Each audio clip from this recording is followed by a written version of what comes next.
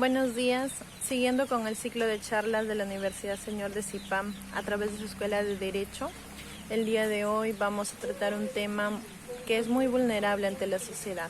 Se trata de la violencia familiar en cuarentena por el COVID-19.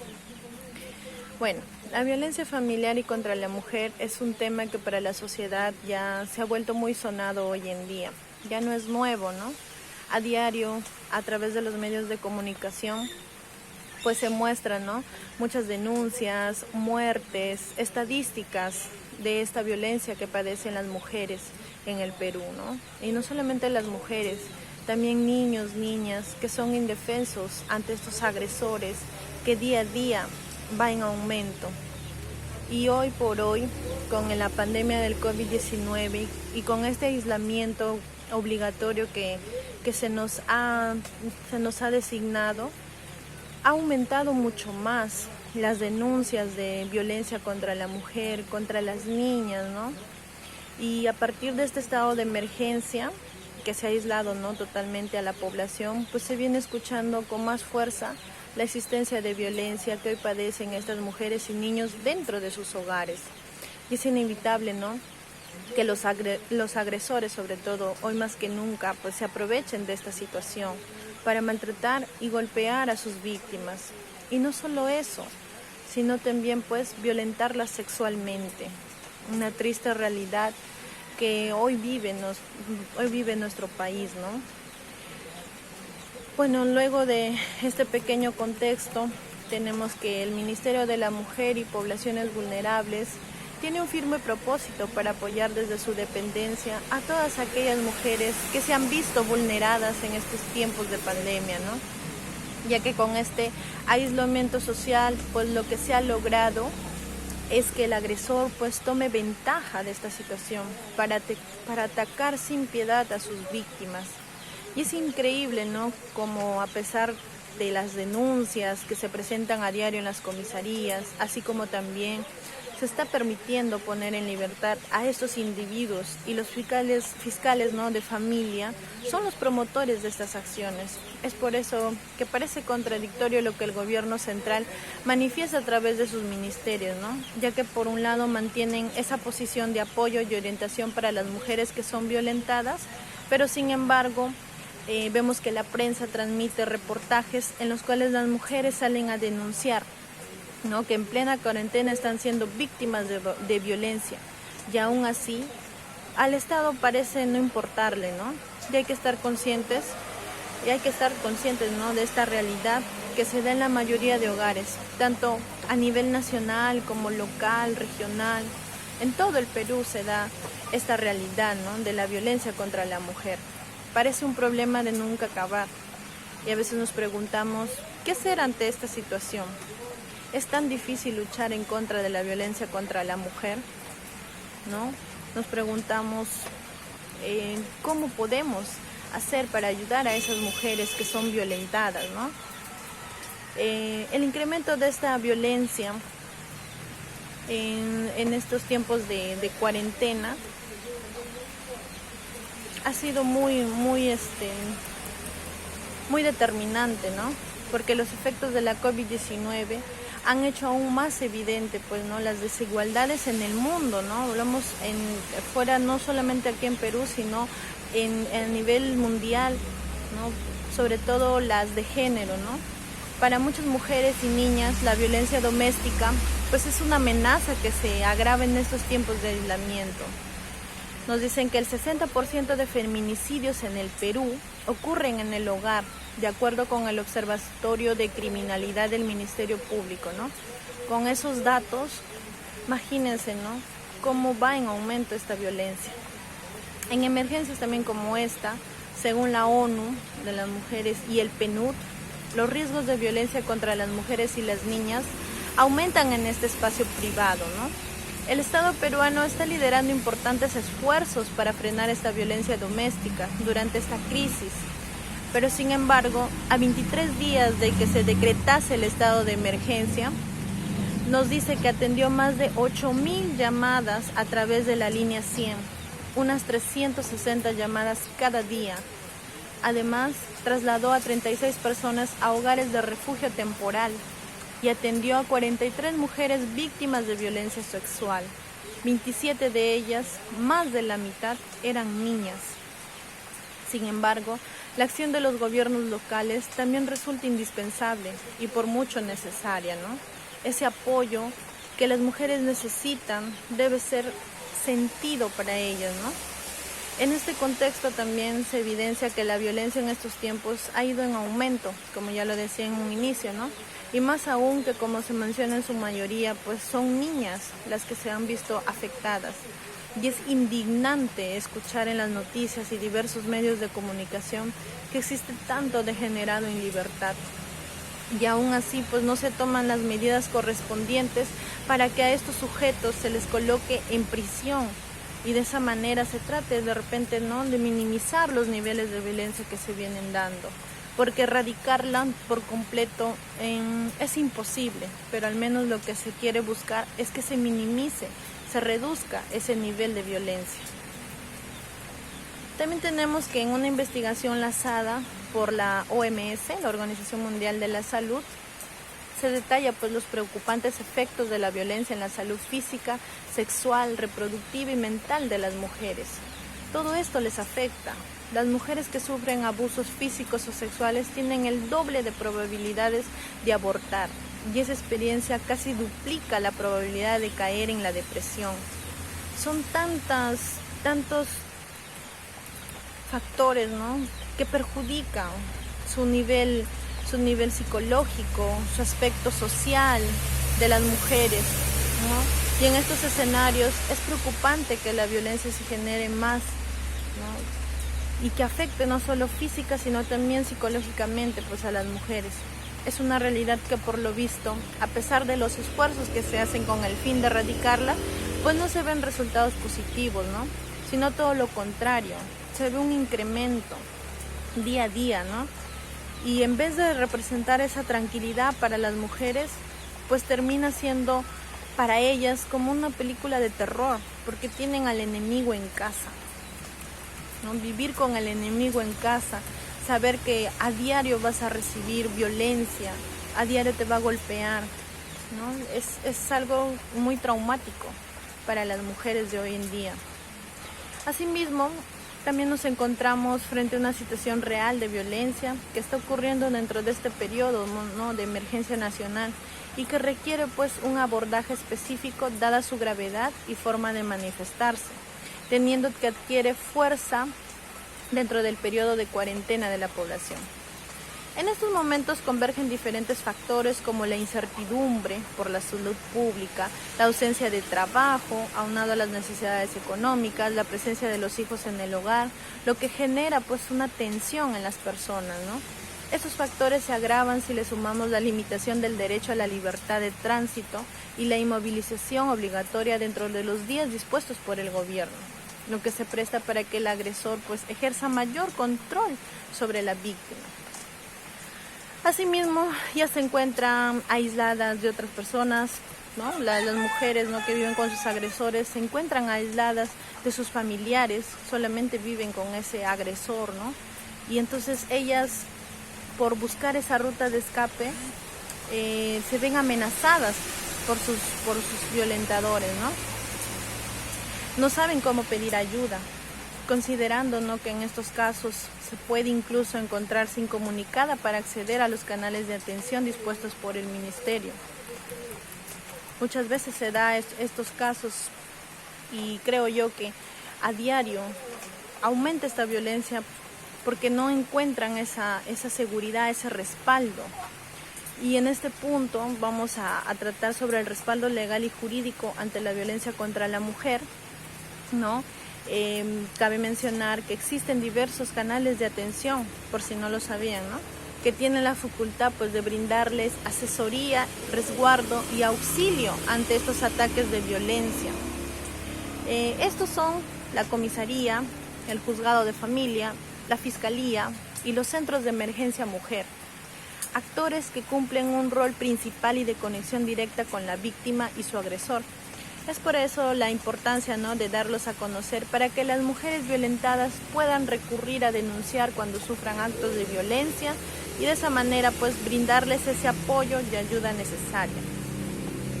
Asimismo, la ley número 3364, la ley para prevenir, sancionar y erradicar la violencia contra las mujeres y los integrantes del grupo familiar, dispone que en un plazo no mayor de 72 horas la mujer obtenga medidas de protección. Asimismo, en su artículo 22, en el inciso 1, nos dice que establece la medida de protección de retiro del agresor del domicilio.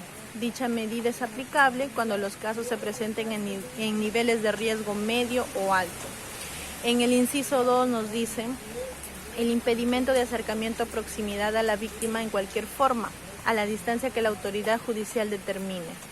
En su inciso 3 nos menciona la prohibición de comunicación con la víctima vía epistolar, telefónica, electrónica, asimismo vía chat, redes sociales, red institucional, intranet u otras redes o formas de comunicación. En su inciso 4 nos manifiesta la prohibición del derecho de tenencia y porte de armas para el agresor, debiéndose notificar a la Superintendencia Nacional de Control de Servicios de Seguridad, armas, municiones y explosivos de uso civil para que proceda a dejar sin efecto la licencia de posesión y uso y para que se incauten las armas que están en posesión de personas respecto de las cuales se haya dictado esta medida de protección. De otro lado, también tenemos que en su artículo 29 de esta presente ley número 3364 establece la posibilidad de implementación de hogares de refugio temporal para las víctimas de violencia familiar, ¿no? Les brindan también esa alternativa. Es en este sentido, que tenemos, y en medio de esta coyuntura, el gobierno central ha previsto emitir también un decreto legislativo número 1470, el cual prevé medidas de protección que durante la emergencia sanitaria a causa del COVID-19 deben ser dictadas de forma inmediata, es decir, en un plazo que no debe exceder las 24 horas, ¿no? Con eso también se va a ayudar a reducir la violencia contra la mujer. Si bien es cierto, con estas medidas de protección lo que se busca es garantizar, la seguridad y resguardo de estas mujeres violentadas, sin embargo, también no hay que dejar de lado el hecho de que los agresores hacen caso omiso a dichas medidas y sin importarles esto, siguen atacando con una libertad que atemoriza a sus víctimas. Cintia Silva, abogada penalista y asociada del estudio de la defensa de los derechos de la mujer, nos indica que una medida de protección es un mecanismo que ha implementado el Estado para atender el pedido de auxilio de una mujer y buscar maneras de ponerlas a salvo. Cuando un policía recibe una denuncia y pone en comunicación del caso al juez de familia, lo hace para que ese juez, conociendo las particularidades y características del caso, porque no todas las mujeres están en la misma situación, pueda dictar una medida adecuada y eficaz en el plazo más celere, en el plazo más rápido. La ley ha puesto también a disposición de los jueces una lista de medidas que pueden dictar, que pueden ayudar para minimizar la violencia, las cuales son la prohibición del acercamiento a la víctima a un metraje establecido, la prohibición de todo tipo de comunicación por redes sociales, correo electrónico, mensajes o cartas, la restricción de visitas a los hijos en común y a retirar al agresor del domicilio, entre otros, A través de estos mecanismos lo que se busca es llegar a toda esa población que se sienta vulnerada y violentada. Sin embargo, en ese camino se presentan diversas circunstancias que no son ideales para combatir y erradicar la violencia contra la mujer, ya que a pesar de estas medidas que son alternativas de solución, según cifras del Poder Judicial, desde el 2016, año en que fue publicada la ley 3364, hasta marzo del 2020, se emitieron un total de 991.298 medidas de protección. En el año 2016 fueron emitidas 109.414. En el 2017 un total de 187.900. En el 2018 fueron un total de 299.768. En el 2019 un total de 340.351 medidas.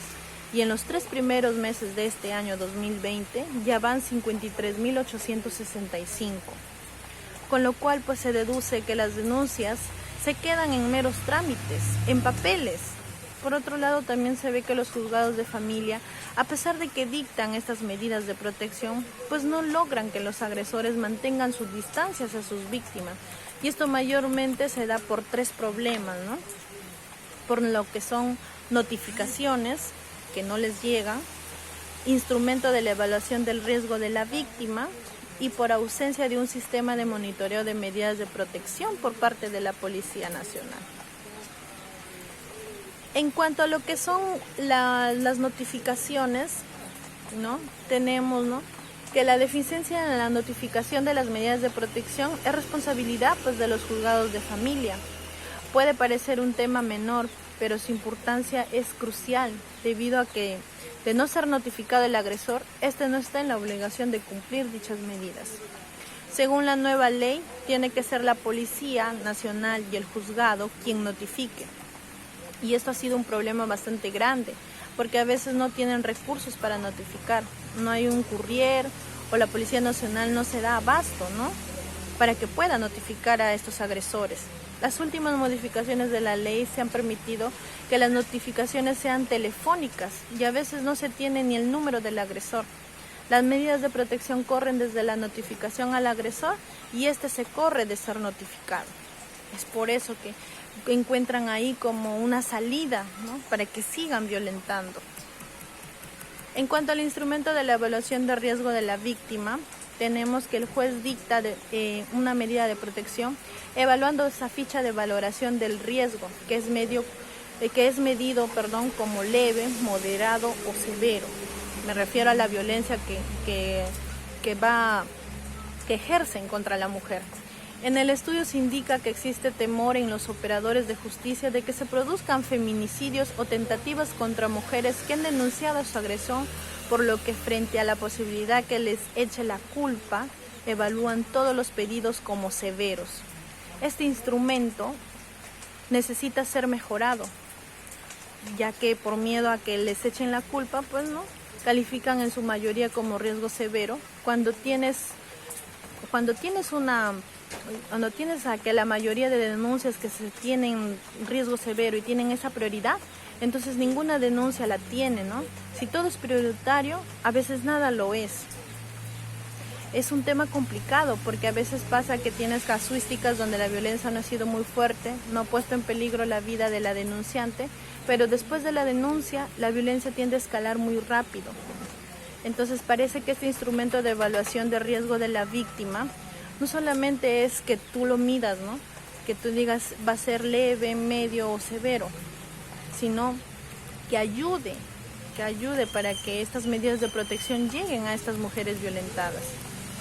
El tema de la ausencia de un sistema de monitoreo de medidas de protección por parte de la Policía Nacional nos dice, ¿no?, que hay una ausencia de un sistema de monitoreo unificado de la policía para hacer seguimiento de las medidas de protección.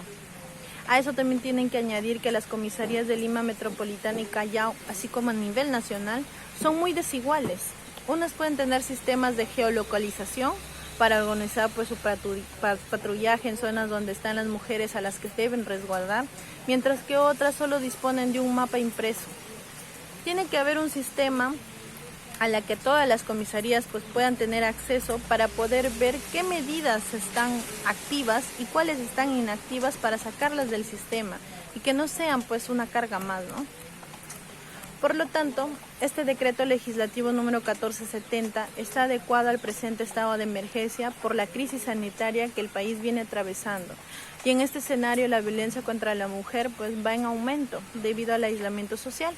Sin embargo, con estas medidas de protección que se deben de emitir a la brevedad posible, se busca alejar al agresor de la víctima, es decir, no permitir el acercamiento, retirarlo de la casa.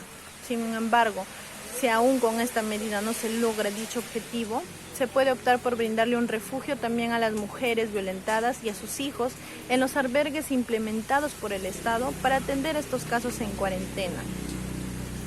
Aquí lo importante es que el juez pueda tener información de primera mano, ¿no? No se trata de un juzgamiento al agresor, es simplemente conocer las condiciones de vida, la situación de vulnerabilidad el tipo de violencia que ha sufrido la víctima para establecer la medida de protección más adecuada y que ayude a liberarse, ¿no?, a estas mujeres de esta violencia. Se considera también que este decreto legislativo requerirá para su implementación un fuerte soporte informático y electrónico, así como de la articulación entre la policía, el Ministerio de Justicia, el Ministerio de la Mujer y Poblaciones Vulnerables y otras instituciones que pueden estar involucradas. Asimismo, requerirá la expedición de normas complementarias o protocolos de atención que esperamos sean prontamente puestas a disposición pública y de los propios funcionarios involucrados, pero sobre todo requerirá que los operadores comprendan la seriedad de esta problemática, aspecto que es constantemente un punto débil para la atención de las denuncias de violencia familiar, ¿no? También tenemos de otro lado que, al igual que el chat 100 y la línea 100, será necesario que la víctima tenga privacidad en las comunicaciones. No deja de llamar la atención que incluso en estos casos se parte de esperar una denuncia por parte de la víctima o sus familiares para recién partir y actuar, ¿no? Pese a que el Estado cuenta ya con elementos suficientes para conocer de víctimas de denuncias previas que se encuentran confinadas con el agresor y que podrían estar en riesgo, siendo este un espacio que permita una participación donde la iniciativa esté en mano del Estado para prevenir la reiteración de las agresiones y vigilar el cumplimiento de estas medidas de protección previamente dictadas, ¿no? O monitorear también la situación de las víctimas, ¿no?, que previamente han denunciado y que aún no cuentan con medidas de protección a su favor. Porque normalmente en este país contar con medidas de protección demora varios meses, a veces ni supera el año, imagínense, ¿no? Es por eso que vemos tantos casos de violencia contra la mujer, de violencia familiar, ¿no?, que sufren tanto estas mujeres con sus agresores. Hay algunas recomendaciones que la ONU nos ofrece para la reducción de la violencia doméstica. Las voy a compartir. Nos dice que hay que aumentar la inversión en servicios de ayuda en línea y en organizaciones de la sociedad civil. Hay que garantizar que los sistemas judiciales sigan procesando a los abusadores. Hay que establecer también sistemas de alerta de emergencia en farmacias y tiendas de comestibles. Declarar los centros de acogida como servicios indispensables. También nos ofrece otra recomendación, que es crear formas seguras para que las mujeres busquen apoyo sin alertar a sus abusadores. Hay que evitar la liberación de prisioneros condenados por cualquier tipo de violencia contra la mujer. Y ampliar las campañas de concienciación pública, en particular las dirigidas a hombres y niños, ¿no? Bueno, a manera de conclusión, solo me queda decir que para erradicar la violencia familiar y en contra de la mujer, básicamente se necesita de la manifestación de voluntad de la